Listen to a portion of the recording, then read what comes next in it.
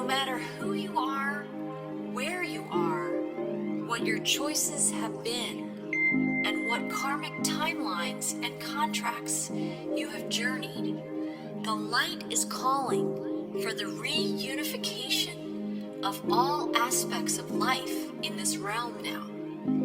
It is calling for the cleansing of all polarities. It is calling for the rising of all sacred heart centers now. All are being summoned home to the greater light now.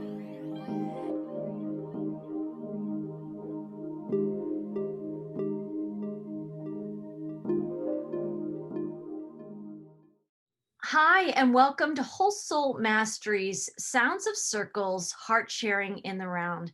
I'm Marie Moeller, and I'm an author, intuitive, and the host of the Whole Soul Mastery podcast series. And I'm here today with Joel Michael, Renee Tainter, Nancy and Paul Panzica, Del Sol Etienne, Sharon Ramesbottom, and Patrick Chevalier.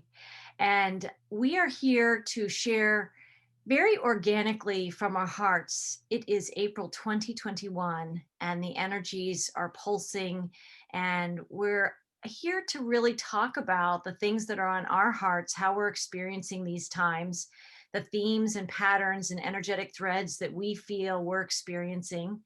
And I just wanted to open up the roundtable, what has been coming through me, and certainly the last number of transmissions, but also just as I was tuning into the energy of what I was here to seed in this conversation, is bringing this awareness and also the energy of faith. That's an energy that the energy of faith, which is, and I happen to have some quotes about about faith right here to seed in this conversation. But I just thought I'd borrow from people through time talking about the energy of faith. So St. Augustine says, faith is to believe what you do not see. The reward of this faith is to see what you believe. And then Voltaire says, faith consists in believing when it is beyond the power of reason to believe.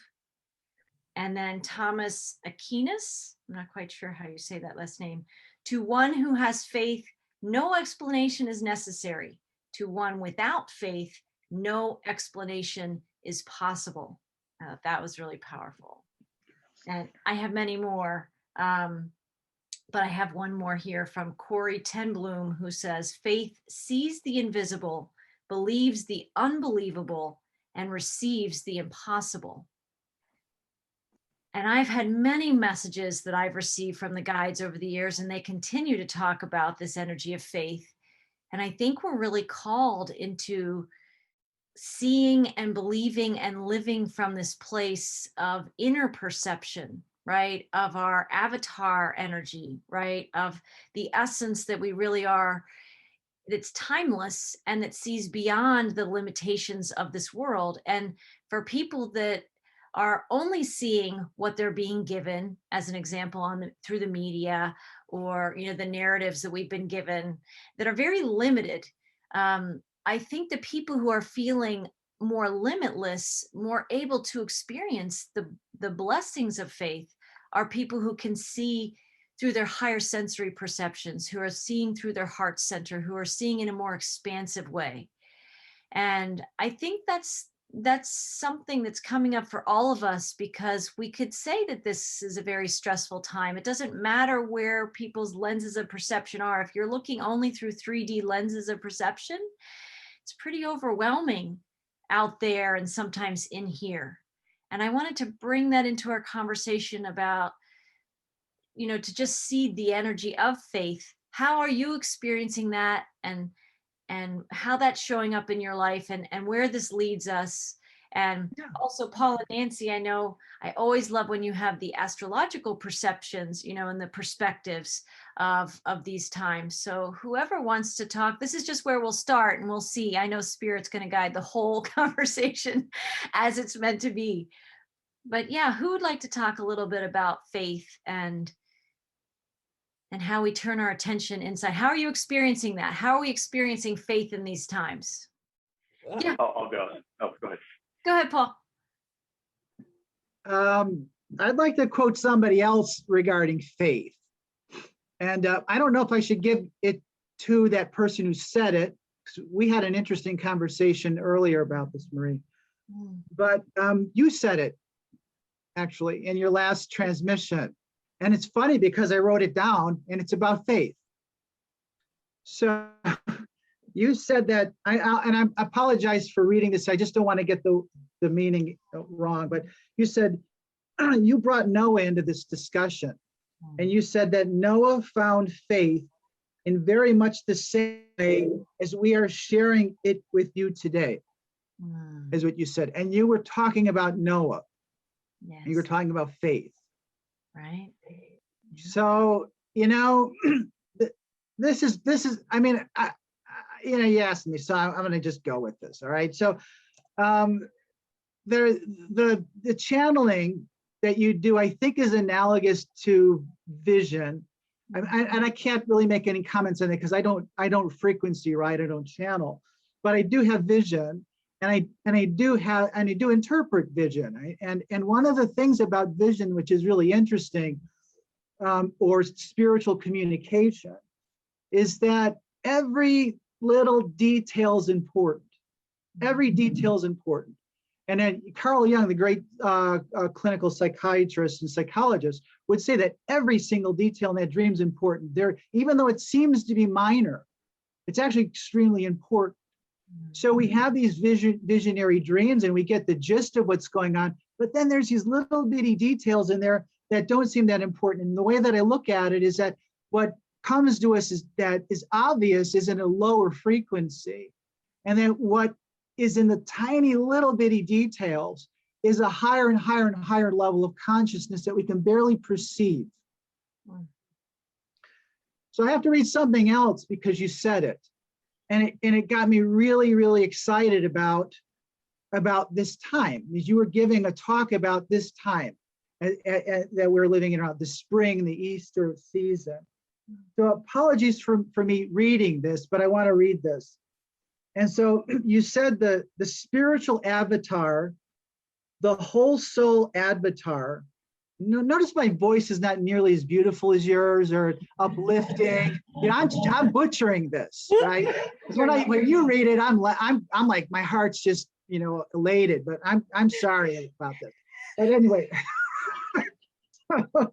you said the whole soul avatar, who is on the spiritual path, who is engaging the hero's journey within, and who is seeking truth, which to us means seeking God, seeking source, begins to open his or her heart to the truth that she always and truly is and was. And I found that extremely interesting, the way this was worded, you know, because we're living in this hypersensitive reality of gender, right?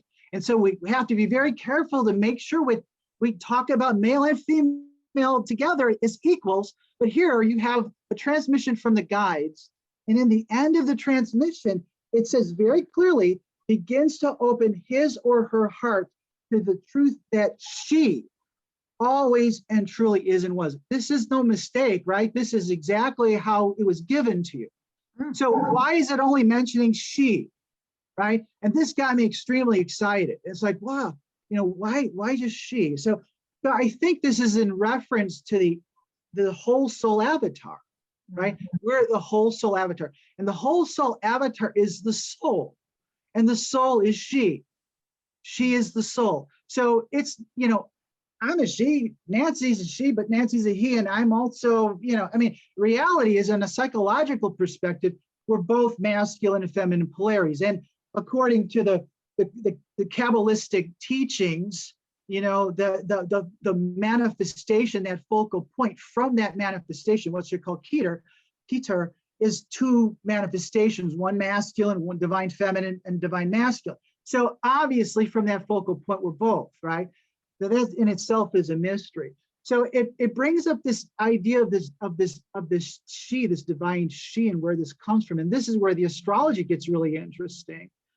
And the interesting part about this, and you don't have a ton of time to talk about all of this in full detail, because honestly, you guys would all be asleep by the time I got to make my point, and you might be asleep by the time I make my point.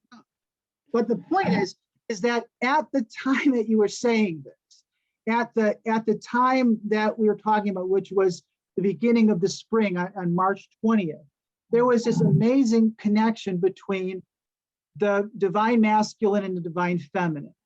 And the she, which was Venus, was right against or right up with or making a union with the sun, which is the divine masculine. So you have the divine feminine as Venus in conjunction with the divine masculine, the logos, which was the sun. The sun was in Aries, and Venus, she was in the end stages or the end time frame of or space frame of Pisces. All right, now this is where I think it really gets interesting, is that Pisces is the last sign of the zodiac. Aries is the first sign of the zodiac. So we're going through this process. Jesus tells us this in the Sermon on the Mount, and when he talks about the Beatitudes, and he's basically saying that blessed are those who are poor in spirit. And then he says, end of the Beatitudes, he says, blessed are those who are persecuted for my sake. Now there's different scholars on this, but according to Rudolf Steiner, there were nine Beatitudes, and there's 12 signs of the zodiac. It's in itself very interesting because it plays on this theme of 3 and 4. That's very alchemical. But the point is that we are the soul. When you say she, we are that whole soul avatar. That's who we are. And we've gone through this journey, through all of the zodiac signs, all of those ages. And now we're right at the end of this age of Pisces, right? We're right at the end, right? And so what this kind of suggests to me is that, it's a couple of things. Number one, you bring up Noah, right? And so, and furthermore, you said that, we're all basically learning, the guide souls, so we're learning in the same way that Noah was taught, or Noah learned, right? And that, so what happened to Noah? This is the interesting part, is that he was made a fool of, right? They thought he was insane, right? And so that is also interesting because the last stage of enlightenment, if you're looking at things like from an archetypal perspective, like in the Tarot, which is also very closely connected to Pisces, is the divine fool. So we get to this point where, we've discovered truth, and we're living now in a higher ascended state of consciousness. But to those still living in the lower states of consciousness, we look like we're insane. We look like we're fools. And so Pisces is interesting because Pisces represents the stage of existence in prison. And so part of being in Pisces is being imprisoned. And the other part of Pisces, right at the end, is enlightenment, is ascension beyond that point of prison. So we have to still live in the 3D matrix. And so when we're doing that, we're living in this prison. But we're moving, we're ascending like Noah ascended, so to speak. And you mentioned this in your lecture also, or in the transmission, that we're going through this time, this biblical time, very, very similar to what Noah experienced. So where are we, I guess, in that process? Are we, as the rain started? You were talking about rain in that lecture too, about the rain, and you talked about raining and rain, they do two different words into two different meanings. But has the rain started? I guess that's the question. And we're also trying to arc our way through this. Are we in the arc? And all of these things are very interesting. The other thing that's interesting is this concept of flood.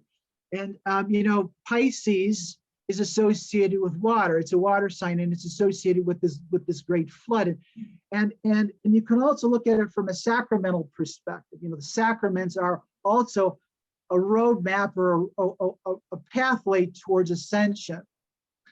And you know, when in Noah's time, what happened? Everyone got baptized. They all got baptized, right? Everyone who was on the world got baptized, whether or not it was, you know, killed you or not, you were all baptized. So what was the promise this time? Was it going to be with water, or were we going to be baptized with something else, or were we going to be christened with something else? And so that's interesting too, because the sacraments, there's these different sacraments, and the first one is always baptism. The second one is christening. And a christening is anointing with oil or fire. Fire represents this. Oil represents the fire. So, and it's interesting because the last stages of Pisces were right up against the Logos, which is where they were in conjunction.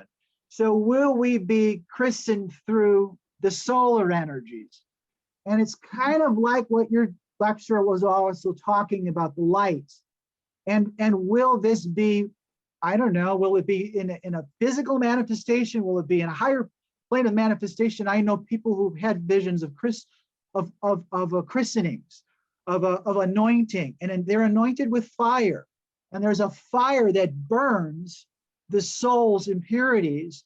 And it's only those who've ascended their consciousness that could step into that fire without being harmed. It's very interesting. I have no idea, you know, how this will all manifest, but that's what that lecture really reminded me of in those things that you had mentioned. Wow. Yeah. So powerful. And there's the energy, you're talking about fire, and we're also talking about water, right? Yeah. These elements. It's such a rich time. Yeah, Joel, did you want to say something? I wasn't raising my hand, but yeah, I do. So what I was going to say is that thing that you're describing is already happening. I mean, that's what this ego integration, this collective ego integration is. It's just outside of your sight. It's quantum. So it's these higher energies are already coming in that are, you could say, solar. I mean, it's light.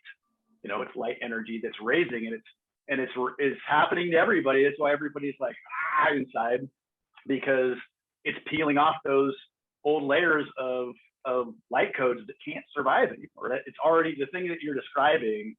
I used to have those visions too, and when it first came to me, I was like, so what, is there going to be some solar flare and we're all just going to like come out of our bodies, and like, because that's how I was seeing it. But that's not. I actually honestly don't think that's what it is, but maybe it still could be something like that. But the thing that you're describing, it's happening right now. You're seeing it. All these difficult times and all these clashing, and this increased duality, increased polarity is actually the release of that stuff. It just doesn't seem like it right now. And that's where that faith part comes in, you know, and you're, for me, and real quick, Paul, though, before I get too far, I want to say that I think that you are channeling. You're just not aware of it. Because if you got all that from the word she, that's telepathic communication, my friend. Yeah, no, I know that, yeah. Okay. So you're already channeling. So, but anyways, but the faith thing, you know, for me, my perspective, it's different than most people. Maybe not the people here, but it's that I have so much just kind of proof, just knowing all along every day that when I have hard days and that goes away and I'm very 3D again. It doesn't happen a lot, but it does. It's very painful when it does, because it's, you know, when you're way up here and then you come back down, it's like, it's not fun. But that faith is still there because I just know it so deeply. And I've been getting, Marie and I have talked about before about how you get this kind of, or at least I do anyway, and I think a lot of people channel do. You get these newer concepts that come in, and there's a back and forth of cause and effect. You're like, does this cause this, or does this cause this, or does this cause this? And you realize, no, they're just a oneness. They're not really causing each other. They're just two sides of the same coin. And faith, and I've been receiving that lately with faith is knowing, is being. You know, those are all oneness when they come in enough, when you've integrated them enough. And so faith in the beginning of it is really, it's tough because it's something you got to kind of force. You know, it feels forced. You know, it feels like a practice. And then once you have enough amazing proof by just seeing through the matrix enough to see just the geometry and the energy and the patterns that are just start becoming really obvious to you everywhere you look. Then it starts it becomes something more than faith. It's just like, well, this is just how it is. I mean, I don't know all the details of how it is, but I do understand past this point of this suffering and this idea that things are getting worse and all that kind of stuff. So I think that's what maybe the best way to integrate that concept of faith is that once you get through the tough part, it evolves into something else that's a higher level of faith that I would call like knowing, being. What do your guys call it, Marie? Know something. Gnosis, yeah. Gnosis. So gnosis, I would say faith and gnosis are a oneness once you integrate them. And I have to say that, you know, for me, integrate, but for me, it's like a 90% of the time, because I have days where 10% where I'm like, oh no, everything, I'm caught up in taxes or whatever, you know, whatever, like anybody else. But eventually, you know, you stick with the practice of faith long enough, and it just does evolve. The energy is just doing that to the people who are awakening. It's just happening. So it's not really even something I think that you have to practice. It's happening anyways. But that's part of the hero's journey, is that adversity, to perceive it that way. It's not really truly a necessary part of the journey, but it is just what the journey is. I don't know if that makes sense or not, but. Well, we go through the training and the adversity until we begin to allow, and allowing right, another version of living faith, right? And yeah, so, well, once you reach a higher level, letting go, then you don't have to feel like you're making it happen. It's just happening for you after a while. That makes sense. No, it totally makes sense. All those were very rich insights, and I think people are seeking this. Even people who we might call that are still sleeping, because I was sleeping before. We all were sleeping before, and there's people right now sleeping. We are being called to this place of awakeness and awareness and allowing, and we will all have our own paths to getting there, but sometimes it is through adversity that we learn, and we enter our own mentorship program with ourselves to learn how to let go and allow. And when I was listening to both you and Paul talking, I'm so glad you brought up Noah again, because as you were talking, I feel this frequency of Noah, and in the name Noah, there's, the guides even said know of, right? And Noah, there's the knowing, there's the energy of know, but not N-O, but the gnosis of know. And isn't that the sound of God? Like God, Noah, it's like knowing God again. And that is faith. Like we are these new earth Noahs, which is what they were really saying. And for some of us who've taken steps off the precipice and into this, you know, as the guide said, the celestial stones in the mist, right? As we've left the precipice of what we know, and we're stepping into with a different level of knowing that this is what's calling us forward. Even though we don't exactly consciously know everything we're stepping into, we know of this energy, and we are called to know of it again. And it is a really profound time, but we all know the feeling, each one of us, as we're standing on that precipice. And it's tempting to turn back and to keep turning back to what we have known of, even if it's totally unpleasant and uncomfortable and it's a consciousness we're ready to leave. It is fascinating in the human experience that we will turn back to what we know of until we're finally ready to let go to the know of, and knowing that Noah was called to, and we're all being called to be these Noahs. Yeah. Just real quick, I won't go too long, but that's just, as you're going through the process, that's just how your body grounds itself, you know, is to turn back, because otherwise you might just float away. At least that's what the ego thinks, right? So it is, you know, when we turn back to that stuff, it is difficult, and it sucks sometimes. It feels terrible, but there can anyway, when you turn back to, and you know, a lot of people, it's turning back to habits, like bad habits or whatever. And they're going through this awakening process where they're the light, and then they're like, then they're maybe doing something that's like, you know, bad. Maybe they're drinking too much or whatever. But it is how the body and the ego ground themselves through this process, because this process is not linear. You know, nothing actually is linear. You know, space time is not linear, and that is a big part of what our awakening is being able to transcend that, perceiving that. But it's not going to happen for everybody in this lifetime, but it's happening for a lot of us. And it's challenging, but part of that process is the ego, the ego and the mind they want to keep things linear. And then there also is your chakra system too. You have to stay grounded within your root chakra. And that's part of, even though some of the stuff's unhealthy, in terms of maybe what we turn back to ground ourselves, it still is a way that the ego will ground itself. And sometimes that's just rest. You feel crappy, and maybe you should get up and do some exercise or do some yoga or do something to make yourself feel better. But you're like, nope, I'm just going to lay here. And sometimes that's because that's what you actually need to do to integrate it, because sitting still is where it'll end up eventually. There's no running from yourself. You have to eventually sit in it. And that's the craziest thing, is that when you do sit in it, that is actually, and then you bring your awareness to it.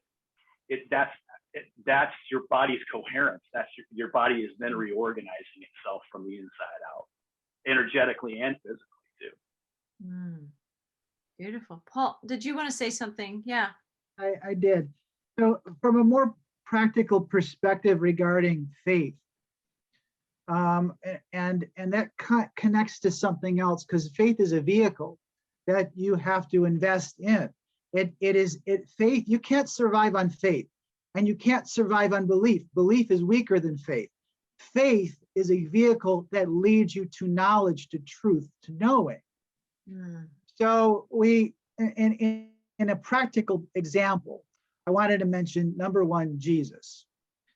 We all learn through teachers. If you look at how children learn, or the human being learns, we learn through different periods in our life where our soul is developing. And at the beginning, we have virtually no ego. We're egoless. And as we start to develop an ego, then the way that children should be taught, it has to be addressed towards those soul functions that are developing. But in the early phases of our life, we only can learn through one way, and that's through role modeling, through imitation. And that's the only way we can learn, is through imitation. Now, we never stop learning that way. It's the most visceral and powerful way that we learn, is through imitation, which is why these great teachers like Buddha and Jesus were so important to us, because it is the most visceral way that we learn. And so from my perspective, from a practical perspective, this is what I experienced learning medicine, right? And so here you are as a young person who virtually knows nothing. You go into this, I had no idea what becoming a physician was, or becoming a doctor was. You just bring in this enthusiasm. That's basically it. And it was then you were thrown, all of this mountain of information was thrown at you. And then you looked at like students that were ahead of you, and then you looked at residents that were ahead of you, and you looked at attending physicians. And I looked at all this, and I said, there's no way I can possibly know all this information. This is impossible. How can I learn this? And as I was struggling with this information, I was with one of the great doctors that taught me. And we were in his room, and we were talking, and I was voicing my frustration at, how he was asking me, what do you want to do when you grow up? That type of thing. What kind of doctor do you want to be? I said, I don't know. I don't think I can be anything, because all this information is flying around. And he looked at me and said, Paul, he said, you have to have faith. And I went, what? Faith? Faith? This is a medical school. What are you talking about? He says, look around you. He said, look at those students that are ahead of you. Look at those young doctors, those young residents. Look at those who are becoming attending physicians. He says, the system will train you. He said, have faith in that system, and it will train you. So stop worrying, let go. And that was the point where I surrendered, right? So there is a system. It does exist. You can say that the system is the chaos that we're going through right now. Jung said, life is the way. Life is, we're here, and we're here on through our own volition, through our own free will, to have these experiences to go through, and it will train us. As long as we let go and stop worrying about it, we will become people not only of faith, but people who will eventually come to seek and find an answer that they're seeking. We will become knowers, just like Noah. You know, Noah had to have faith at the beginning. He had no idea what was going to happen or what he was going to go through, but in the end, he became a wise man, a knower. He knew what was going to happen through the process. So beautiful. I know each of us can probably resonate. I'm sure I want to hear from you, Renee and Sharon, and Patrick and Del Sol as well. But I know when I began channeling, because I was at a point in my life that I required that direct access to transcend what I was going through. But it's the same thing you're talking about, Paul. Like I wasn't a channel then. I didn't identify as being a channel, but you know what you have to do when you become a channel? You let go. Right. You let go of what you think you are, and you let the information flow, which is the divine feminine. There's the she again. You know, divine feminine is the flow. It's like those water frequencies. It's that energy that is always inside. And the faucet's never turned off unless we turn it off. And so this is that process of surrendering and letting go. And when we're in a place of suffering, and Joel, you referenced this, and when I was talking about looking back at 3D, and some people are in 3D right now and they're swimming in it. There's a certain point when you look back and you look back and you look back, and that was in my experience, when you're suffering or you're challenged at some level, you start to realize nothing from this plane of existence is giving me the answers that I know I need. And that's usually when, at some point, like you were experiencing that in medical school, having this experience of like all of my thoughts racing or feeling all this overwhelm of, I don't know who I am. I don't know if I'm in the right place and time, and if this is the path for me. You get to a point where this isn't serving me and it's not providing any of the answers, and you let go. You let go of your reins. Here's the rein again, REIGN. You let go of the reins and you let God take the reins, right? That's another way of describing faith. And that is what I've done in the alchemy. I guess I can bring in the word alchemy of becoming a channel, is burning away any of the beliefs that would have thought that I can't be that. We're all natural, organic channelers. It's just going through this process of releasing what we're not, right? And allowing it in. And I want to hear from some of you that we haven't heard from yet. Just, I know that we all have this energy flowing inside us. Do you want to talk, any of you? Yeah, Sharon. Thank you all, because it was all beautiful wisdom. And I realized, and I'm realizing it more and more, that we're such sovereign, individual, unique, divine beings.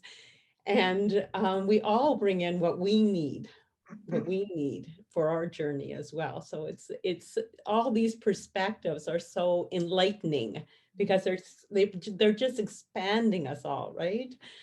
For me, faith is very interesting, and I've learned that it is my relationship with God that is the root of my faith, and understanding that everything in my purview is there for me to experience and have the opportunity to learn from. And faith there's always the blessing there, regardless of how it looks. Faith is knowing that I am looked after, supported, guided, loved throughout everything. It is my foundation, and it is source. Very coherent. I had faith that Marie would return. I'm back, although I Not quite. You guys hear? Oh. And that was a perfect illustration of faith, because I'm feeling the faith knowing that I'm going to find you guys again, right? So this is the universe. Like, this is the universe's sense of humor, right? Coming in here into our conversation. And for our listeners, we'll see what gets edited out. But, you know, there was a moment where I was lost on the screen. Apparently, we're putting out too much energy for this capacity right now. So right. A lot of things are going to go haywire and pull things out. Yeah, that's interesting. Energy overload sometimes required when you need the most space. Yes, that was just what just happened. Literally getting out of the driver's seat and becoming that passenger and allowing that divine part of you to take hold and take you to where you need to be, not where you want to be, even though you could be in the mirror looking back and you want to go back. But having faith is allowing that higher concept of you to take you to where you need to be, not where you want to be. Exactly. Exactly. It's like a Beautiful. quantum elevator that is taking us anywhere in space and time that we need to be in. And that's that energy of God taking the reins. When we let go, God takes the reins, and it's kind of divine will, not my will. There's a surrendering. Exactly. And Exactly. boy, that was a big lesson for me. And I hit the wall on that one a number of times, because I know many of us who discovered and rediscovered that we are these powerful creators. I was all about creating. So I was so excited to be creating consciously instead of unconsciously. I was, really passionate about my creations. And then there's a point at which sometimes I was creating things that I successfully created, and I was getting to witness that and say, oh, maybe I shouldn't have created that. So just because I can create it, maybe, it's not in my divine best interest, my highest good, to have created that. And there is that divine will versus my will, and surrendering to that and turning the reins over to God to rain divine blessings within and through me and within and through us.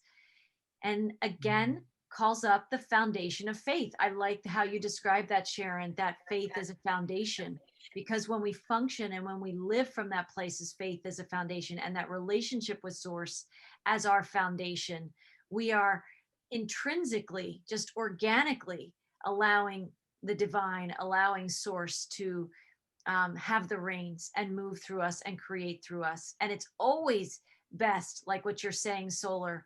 It's not necessarily where you want to be, but it's where you're divinely designed to be, right? It's part of that perfection that we're moving back into, but we have to go through this experience. So very powerful insights from all of us so far today. Patrick or Renee, would you guys like to share something? Yeah, sure. I'll go ahead.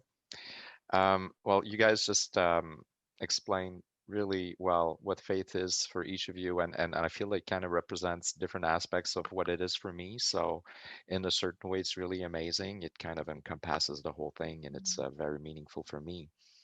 Um, I live in Canada, and right now in Quebec, actually, the French part of Canada, and it's quite something, the energies that are restricting us at the very moment. And I guess I will be a representative of the people for who faith is being tested right now. And also for those that might still be waiting for the outside to show us, as if our faith would depend on what we see on the outside.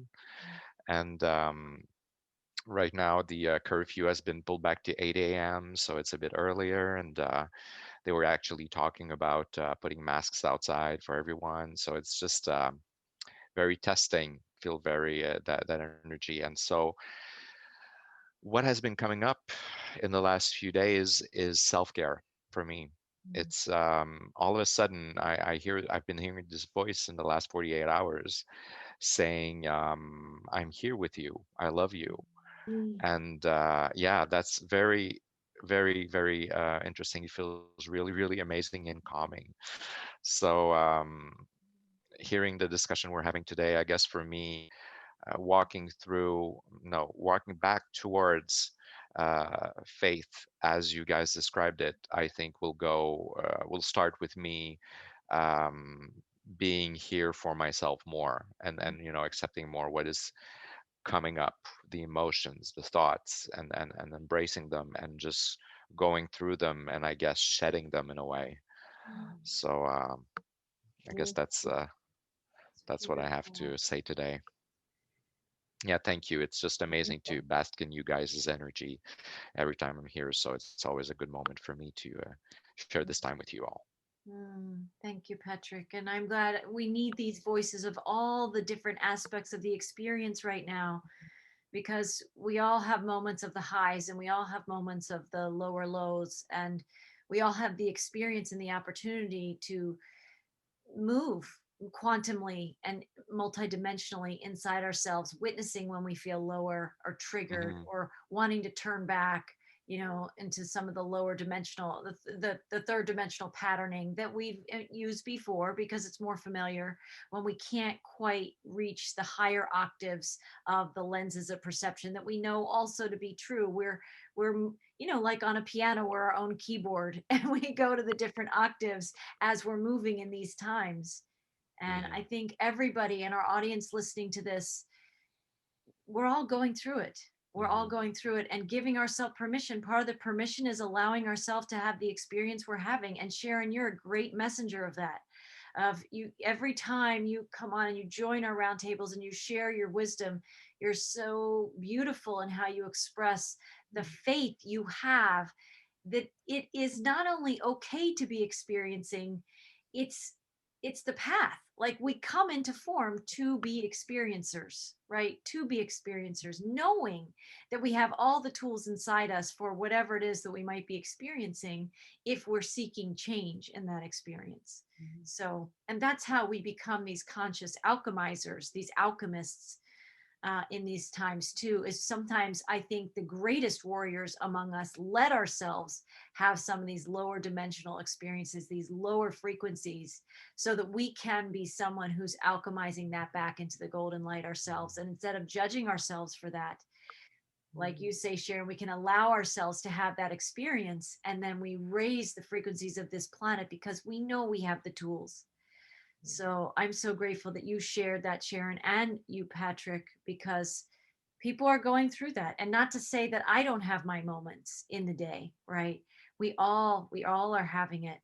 Um, and no wonder Source, in the infinite wisdom of the divine, sent in many beings who are going to at least be encoded with this higher dimensional connection and this awareness of union with the breath and union with source and union with our higher gifts, because we were going to be the ones who in some ways might be tested the most in a way, right? Because we're the ones that need to call forth those skills, and unless we're tested, we're not calling in those skills. So your experience of yourself in the last recent days seems to be summoning in greater fortification of faith inside you, which is only rippling that out into the collective more. And therefore, you are activated in your purpose when you're living this.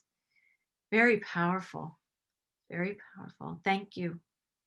Thank Thank you. you. Solar, did you want to share more? It's always enlightening. It's funny because as you were speaking, there was cascading waves of energy that I was feeling rippling through down my back into my feet and grounding as I sat here with every word that you spoke and coming off of everyone. I'm looking at the screen and I'm looking at it just like I feel the waves just pushing into the ethers and into the planet and just affecting the grid in so many ways. And it's just amazing how when we come together, I see the waves just go out and the ripple, which causes the changes within our bodies. The codes that we came in here with are slowly being released at each intervention that we have. It's activating that divine part of us and giving us the allowance to be and to just understand and to allow our higher selves, that higher part of us, to take control and release whatever it is that does not serve us and bring in for us what we need in order for us to move forward. And when we do that, we find ourselves in places that we're not used to. And then we ask the questions like, why am I here?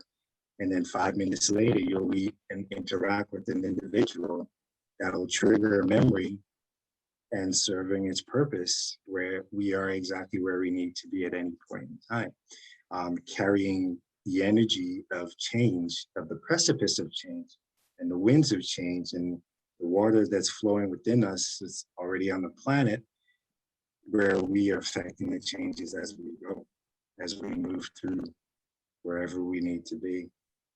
Mm. So beautiful.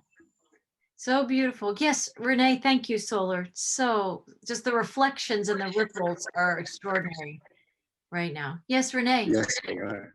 And I am also grateful to hear everything coming from your heart and minds and souls, because it always expands me too and adds to my clarity and my understanding. Mm. So I think for me, faith leads me to trust. And the only reason why I can trust is because I've had the experience of being able to trust my faith. When you first have it, you're going, is this right? And then after a while, you come to depend Mm. on that, when you don't know. And so my faith leads me to trust my heart. And like Sharon, see, that is my foundation. I learned a long time ago. And I remember the moment that it hit me, the only thing that I could trust seriously is my heart, because I know my heart. Mm. I know my heart, and it's who I am. And so if someone else can't trust my heart, or they don't believe me or whatever, it used to take me away from that. Oh, well, then I better question myself. And until you get that maturity of really becoming your heart. And so I honestly think that part of the hero's journey, which I didn't even hear the term until, maybe 5 years ago, hero's journey. Is that what I am? Is that what I'm on? That I honestly learned that we are divine and we're human, and we do a dance between the two. Sometimes you're more human, sometimes you're more divine. And I love that song. Sometimes you're the windshield, sometimes you're the bug. And so sometimes you're the human, sometimes you're the divine. And I've seen in my own evolution, that it is evolving into this merging, where initially I told my ego mindset, you can express whatever you want, but the divine is going to be leading us. My heart is going to be in the driver's seat. And then sometimes that doesn't happen, but that's the dance that you do back and forth. And so, boy, the last couple years have been intense for me. And I've had a lot of moments where I wasn't sure, maybe what path, but I was always sure that I could connect with my heart, and that would be the faith I have in my heart, where that connects me to the infinite source, God, my higher self, that I would maybe not right now get the answer, but if I, like we've been saying, surrender, which is for me is allowing that doubt or that insecurity, or whatever you want to call it, allow that, because you know that behind it, because you have surrendered, because I trust and I have surrendered and I'm allowing, I know that my heart is there and it's going to answer to me in private, or if I'm in a situation and I need to say something or do something. It is faithful. It's more faithful to me than I am to it sometimes. To where, you get to the point where sometimes in my moments, that's all I have in my moment, is that faith that I know is in my heart. Because even when I'm doing that, I can feel that love and that comfort and that light, the presence of that. And I honestly think that this is the evolution of the divine human into the divine human, that we are divine, and and what a dance it is, and what a journey it is. So I have great faith, and I have faith in God, in the light, in love, that thankfully, I have such gratitude for that even existing, that we can call on it all the time, even when we forget. You can come back to that. And so I'm grateful for that original question, Marie, that you had at the beginning of this, because what a treat to hear everybody's experience and definition and wisdom in helping that faith grow inside ourselves. And it's something that I'm grateful for every day, because as you know, there's a lot of unknown out there, and a lot of disinformation, and things are getting more and more intense. And if it wasn't for, well, I mean, I have that faith, but being able to share with you and hear what you all share is a great gift to me, and I'm grateful to all of you. Thank you, Renee. And when I hear you speak your experience of faith, it's so beautiful. And I felt two things. Faith fortifies, right? Faith fortifies us in that foundational way. Faith is our fortification in this time, our strengthening. Even though in the letting go, I know when we first take those first baby steps into faith, whether it's first time or even for seasoned veterans of faith, we remember what it's like to step out in faith again. But I think it was Paul, there was a passage you just said where I think God rewards us for our faith, right? We are rewarded for our faith. Can you guys see me? My screen is frozen again. You guys, can you see me? Yeah. Oh, Yeah.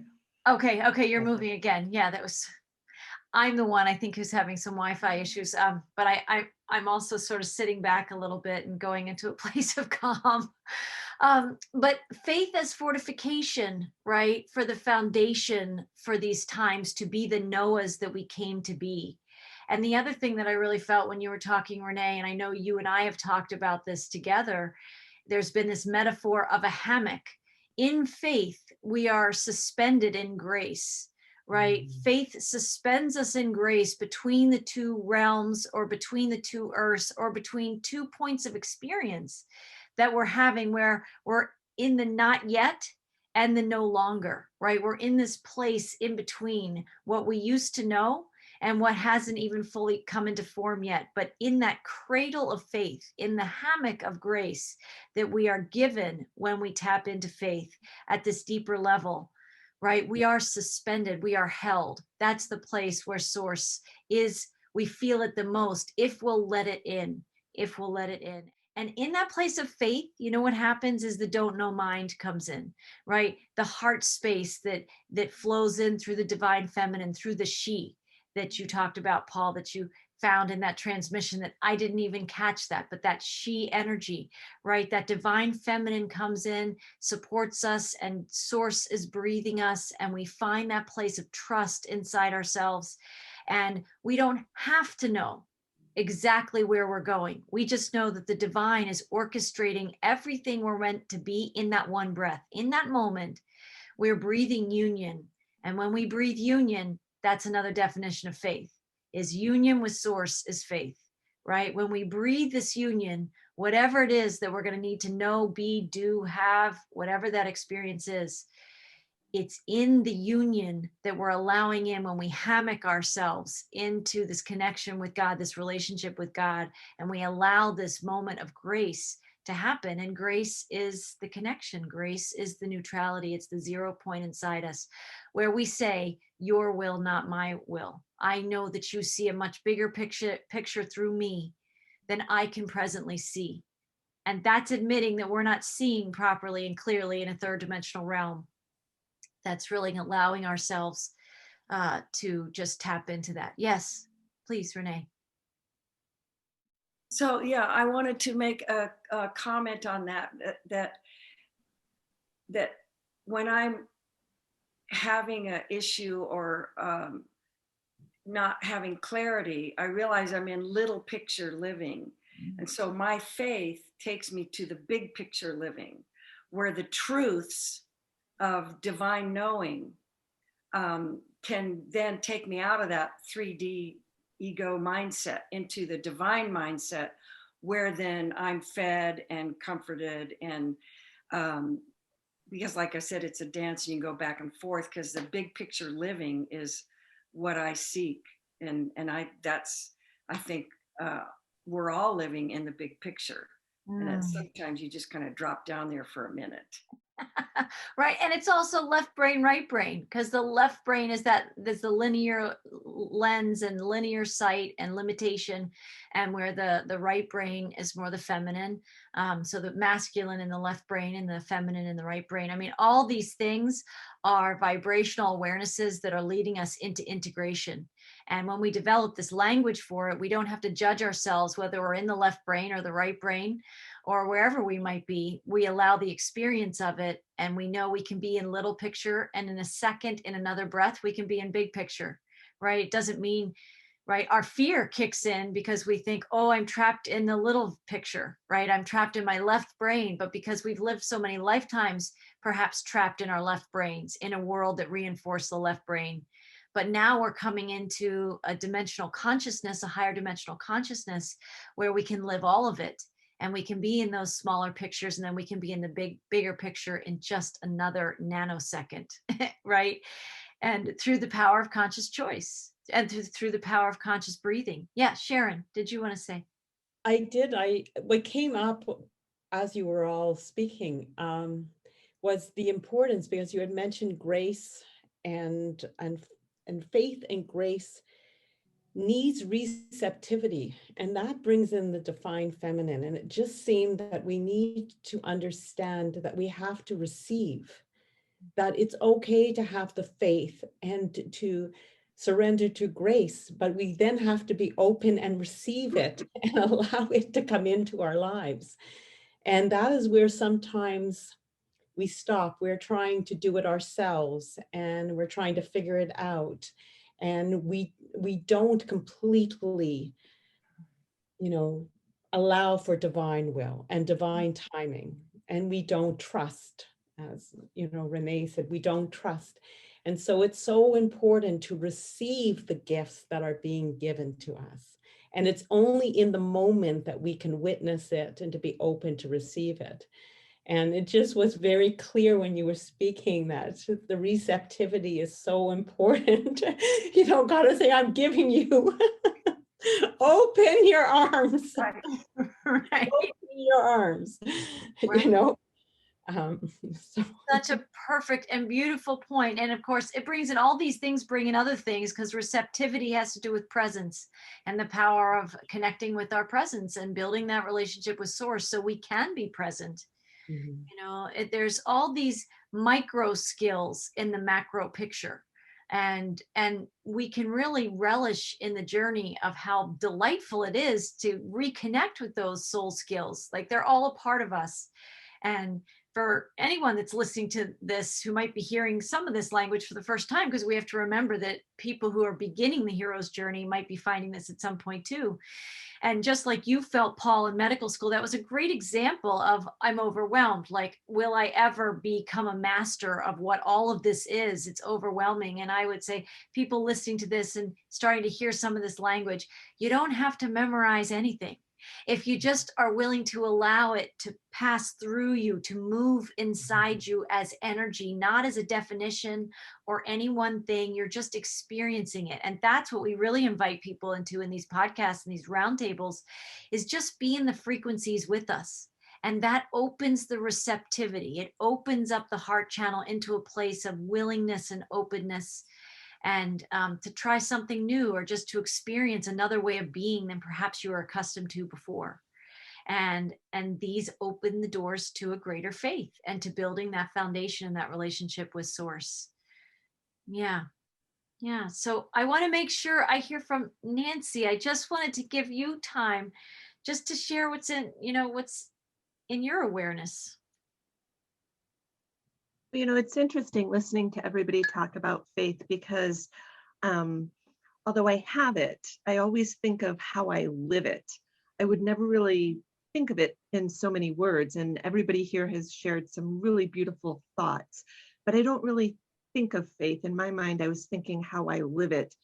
And how do we live it, right? How do we practice it? How, if it's such a strong foundation, how do we resonate with it to express it in the world? And I think for me, one of the perfect examples is our garden.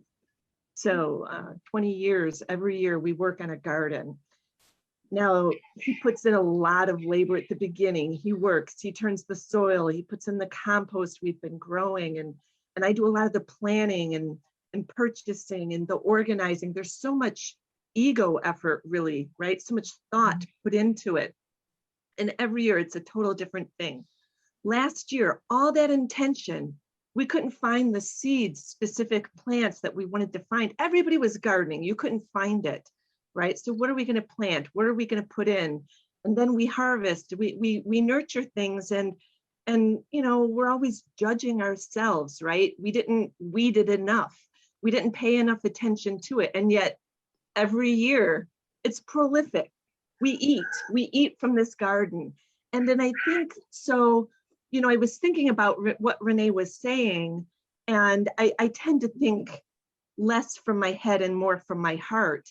And yet I think faith is really the perfect integration between the two, because it's not just that foundation of our heart knowledge, the thing that we know intuitively. It's a balance between how our ego interferes.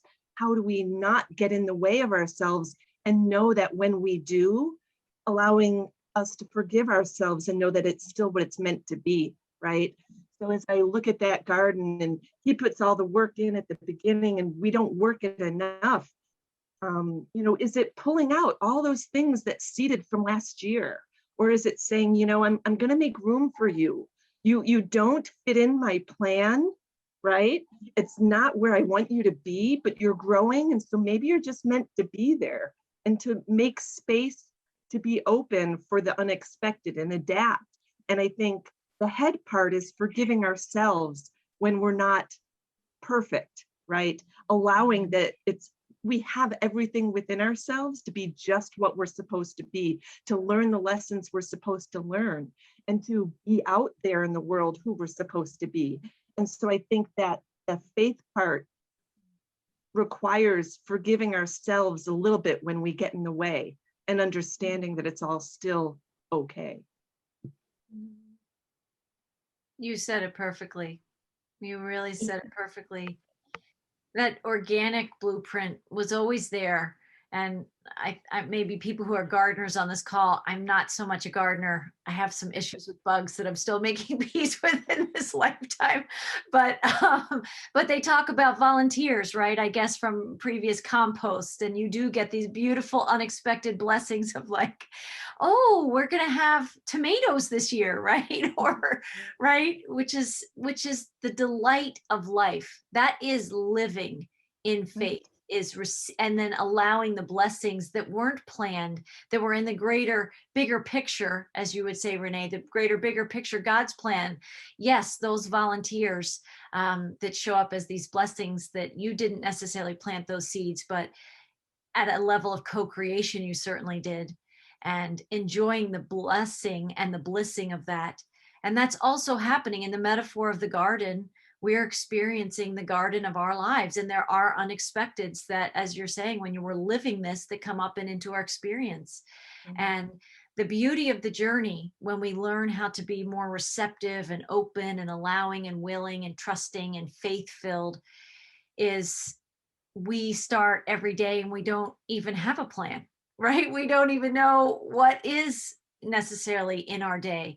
But, you know, it's all being divinely orchestrated, and we're in the center of that orchestration. We're the illustration and the expression of God being expressed in this realm. And I think that is what we're being called to with faith. And that's going to look different inside us in our days as we move forward into this new week, as we move forward into, you know, the rest of April and into May of 2021.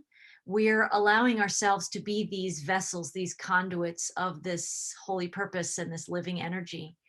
And faith is our teacher also. It's our mentor, right? We get to see when we didn't have faith, or like you said, Nancy, when we judge and we think we didn't do enough, or that we watered too much. What I found when I have done anything with gardening is when I try and do something, I kill it. I almost love it too much. And what I find that's the best is when I just throw some seeds out. I might not even bury them. And the ones that like find their way, they flourish, right? That flourishing. And I think source, God energy is trusting us to flourish in these times. And we could all do with a deeper dose of that, of feeling God's faith in us to flourish no matter where our seeds land, right? We can bloom where we're planted. We can bloom where our seeds scatter every single day, and every hour and every moment is new. And that's another level of living faith, that we will be guided to be the best version of us that we can be in that moment. Even if it's a lower version of us, it's still the perfect version of us in that moment. And it's powerful to be able to be in community like this. And that includes the people listening to this podcast as well. It's powerful to be in the frequency of trusting and faithing, faith as a verb, faithing our way in our experience of this ascension timeline, and to be in such good company with people who have cultivated these open hearts, and people who find this, that are also cultivating this connection and this allowance, and people who are just beginning to step their toes or dip their toes into the very beginning aspects of the journey, and may be experiencing a great deal of fear right now because they've never lived this way. They've never walked or moved or believed or faithed this way before. And for people who've been in organized religions, who thought they understood faith, but maybe faith in the way that they practiced it is, maybe they've outgrown that level of faith and they're reaching for a new level of faith and quantum faith in some way. And they don't even know what that means. I appreciate every single one of us that portals into this connection, because we are growing a vibration of faith that is stronger than fear. Right. And that was in my latest Marinades message that I quoted the singer-songwriter Karen Taylor Good, where she says, faith is my freedom and it's stronger than fear. Right. And I found that particular song. It's a song called What If, and what if everything in life's a gift is what she's singing about. And in part of that song, she says, faith is my freedom and it's stronger than fear. And when I discovered that song over 10 years ago, I was still coming out of some of my journey that was particularly intense and transformative, shall we say. And I remember just it evoked such tears, like such emotion inside me, because I had been through the alchemical process. And I would say I'd been through the incineration of layers of me that no longer were meant to be part of my path. And I just welled up with so much emotion of things I'd been through. And it's a mantra now. And did I say this? I don't think I've said this in this call. I've been talking about it in the Marinades, but I found this on a CD. Her song was on a CD. I was in my daughter's car and I hadn't driven that car. It's funny how messages find us when they're meant for us again, right? This is that divine orchestration. I hadn't driven that car in a long time. And when I got in the car, kids use their iPods and their streamable content. But I found this CD and it had this song, and I just hit play, and that was the first song I heard. And I zoomed in on Faith is My Freedom and It's Stronger Than Fear. And I hadn't heard that song at least probably 10 or 12 years. And I think it's coming up at this time. And that's how the universe works. When we have faith, everything that we need shows up for us, like the seeds in the garden, right? It is perfect if we can just open and allow the experience of how that's teaching us right now and guiding us. And I think that's something that we really need to know as these new earth Noahs in this timeline, right? And we allow that divine feminine frequency of creation, of Mother Earth, of our connection and our union with this beautiful energy. I'm just so grateful. I'm so grateful for all of you. I'm so grateful for this conversation. I'm so grateful for our hearts open, channeling and streaming this together. And I want to thank you all for being with me this morning and casting these seeds. We send these seeds forward into the greater earth experience right now and into the greater cosmos to become these seeds and these light codes to bless us all. And, when the world is living in faith together, well, we're living new earth, right? And these are the portals. We're the ones giving voice to some of this. And I want to thank you. And I want to thank our audience. I want to thank our audience for joining us and for sharing this message, right? You might be tapping into these podcasts for the first time. I invite you to visit us at Whole Soul Mastery on all of your social media platforms. We should be there shining our little light as a beacon for people in these times seeking to reconnect with the avatar, the hero within that is rising. We are all rising in our own perfect ways, and to share these messages with people who might benefit from them, because these videos are made to travel, right? And if you don't always have time to watch the video, you can certainly catch us on the audio streamable platforms like Spotify and Apple iTunes. So look for those links below this video, and we thank you for joining us, and we send you blessings. Namaste. Namaste.